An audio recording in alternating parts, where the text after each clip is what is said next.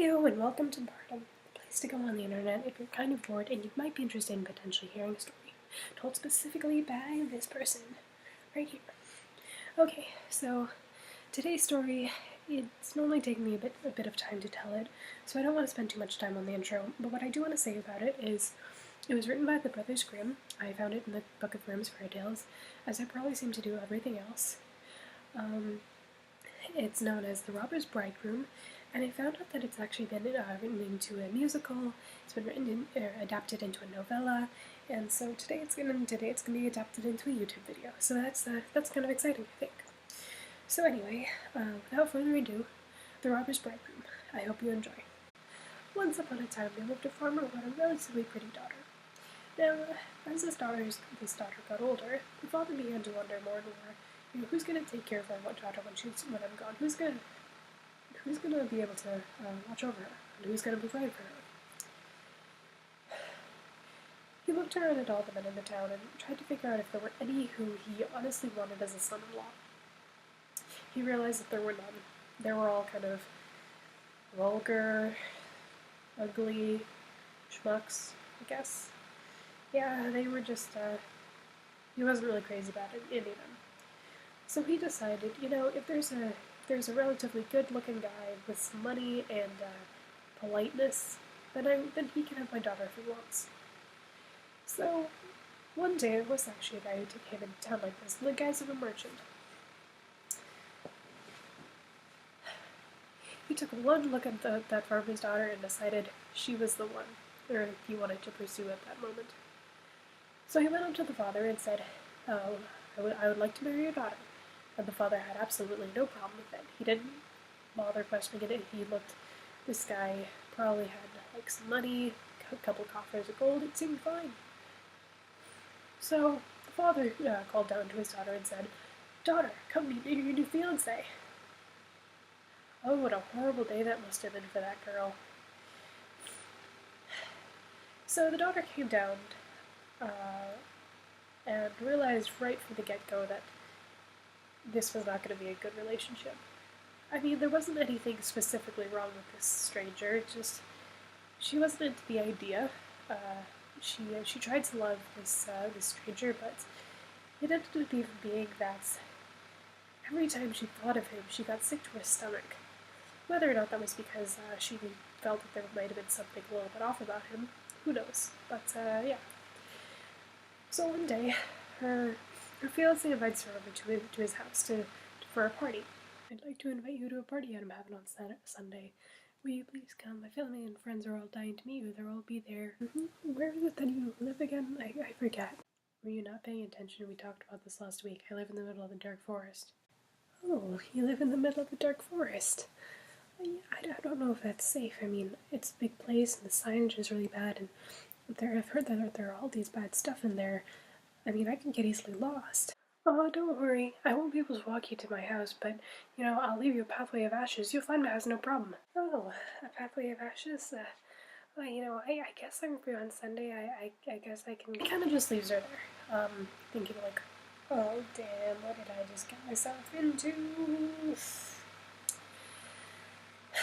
So Sunday comes around, and the daughter is staring up at her ceiling, and just really doesn't want to go to this, but she feels honor-bound, at least either to her father or to this stranger, and, but she gets up and goes anyway.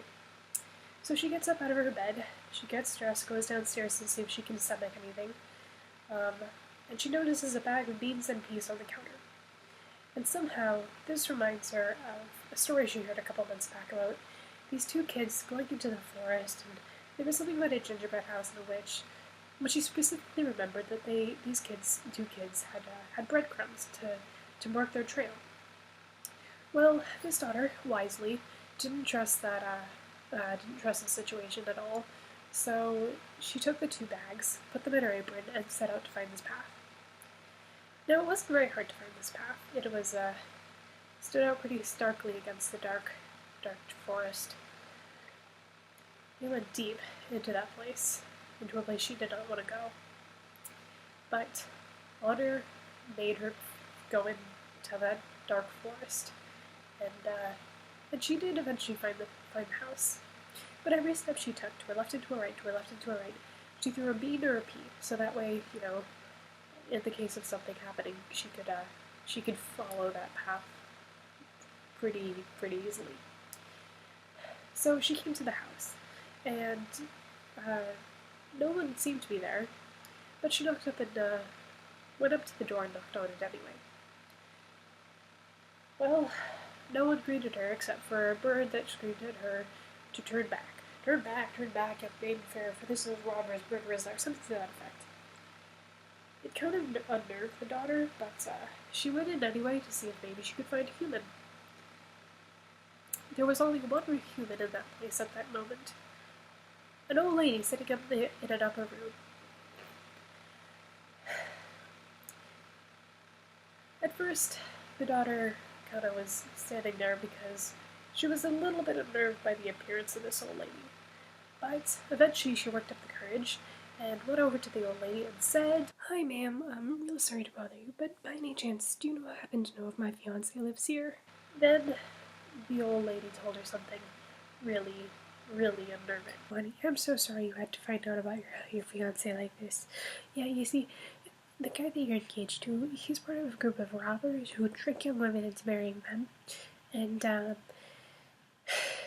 they take the women back here, take all the worldly possessions, and then they kill the girls, of course, and well, they're also cannibals, it happens, and so they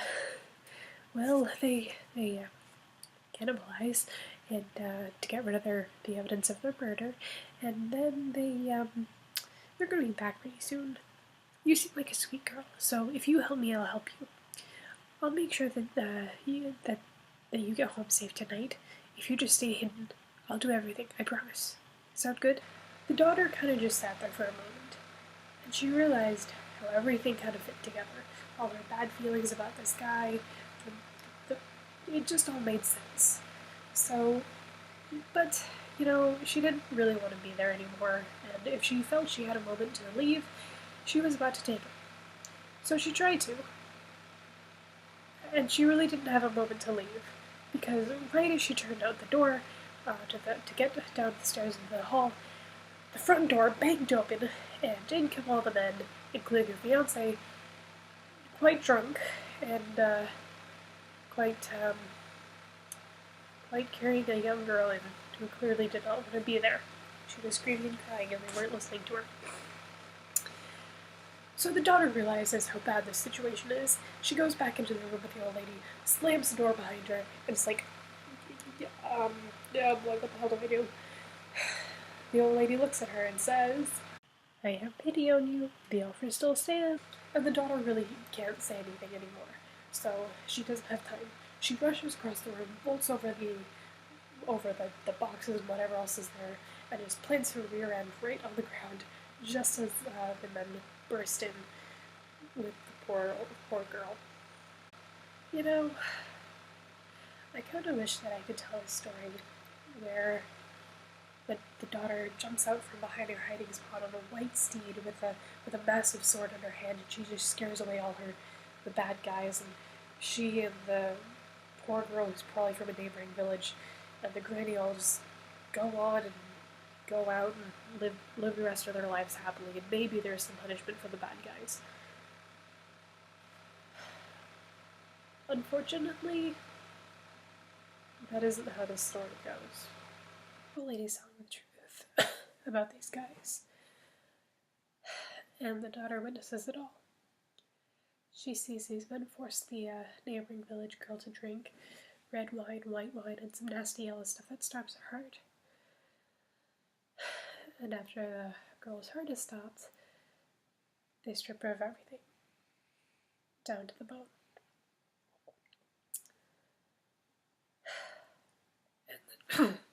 And the daughter's sitting there watching this in her hiding spot, deciding what to do and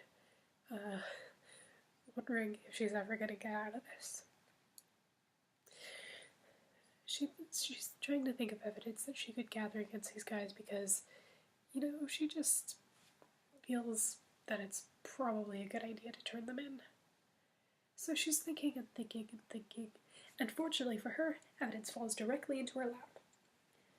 You see, there may have been a few things left on this girl. Um, there was a ring, probably an identifying ring, but it was pretty and shiny, and one of the men decided, hey, I want that ring, because it is pretty and shiny.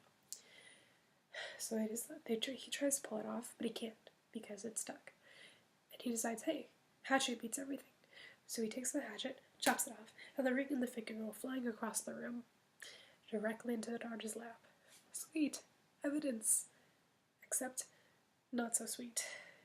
Because it's not very long before the men decide, hey, someone should go check over behind those barrels and boxes for that finger and that ring.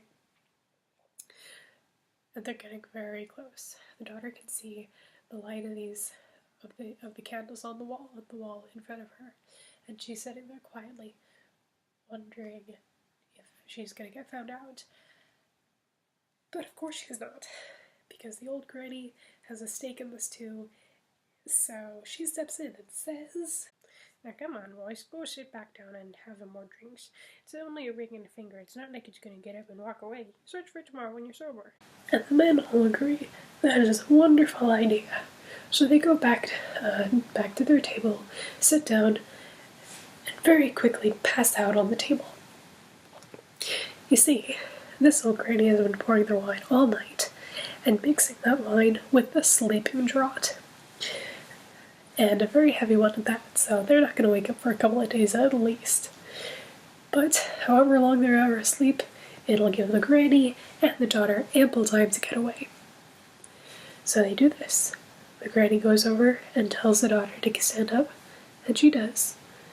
And they both walk out that room, down that stairs, and out into the cool, calm, clear night, and down to the freedom. Now, how do they go home, you may be asking? They don't have a phone or GPS or anything.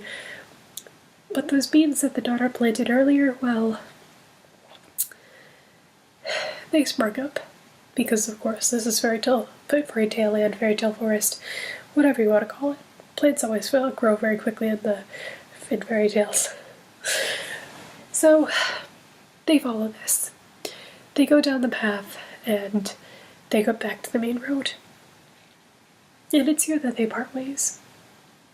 What happens to the granny? Well, I'm sure she does her own awesome thing. And as for the daughter, she goes home, clutching that ring and that finger tightly, passes out in her bed. Now, the way that the daughter reveals the truth is interesting. She waits until the night of her wedding party, and she reveals it in the form of a story. Everyone's doing stories at that party, so, might as well. So she tells them about this dream that she had about, well, pretty much she just tells the entire story. I don't really know if you want to hear it all again. But basically the end changes. She doesn't tell how she got home necessarily, but she tells up to the point where the girl got her finger cut off. And at the very end, after being shut out after her husband has attempted to shut her up a couple times, the daughter produces that ring and the finger that she has with her. And well, there's certainly sufficient evidence to detain their hubby that night. And then later, the entire plot is uncovered, and well, no, none of those men live long enough to harm another girl or trick another family. So that's it for this story. What did you think? Did you like it? Did you hate it? If you're watching all the way to the end, I just want to thank you so much for taking the time out of your day, the 15 minutes out of your day, to watch these videos. If you want more of these, please subscribe. And if you like it, leave a like, please. So yeah, wherever you are, have a good day, have a good night. Anyway, bye!